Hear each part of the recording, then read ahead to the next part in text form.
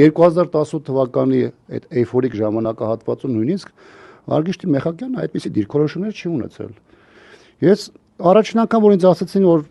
հարցազրույց է տվել ուղարկե թե ասացին մի հատ նայի, ես ասացի թե ինչ նայելու բան պետք է լինի, բայց պնդեցին անկեղծ ասած, ասին նայի։ Երբ որ ես նայեցի, ինձ թվաց որ տեղ խոսում է Վահագն Ալեքսանյանը,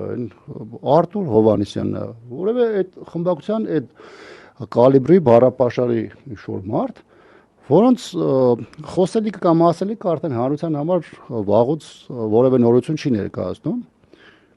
խոսում էր մարդկանց մասին, խոսում էր Սերժ Սարգսյանի մասին, խոսում էր հանրապետականի մասին, ասում Արցախ են անում, ասես բաներ է խոսած, շոկ եմ ենթարկվել անկեղծ ասած։ Դու անձամբ ճանաչել ես։ Ես անձամբ երբ ճանաչել եմ, վերջին անգամ երևի մի 4 տարի առաջ եմ տեսել։ Ասում եմ ինքը 18 թվականի այն էյֆորիայի ժամանակահատվածում, երբ որ դեռ ԿՊԱ-ական չէր, բայց ԿՊ-ի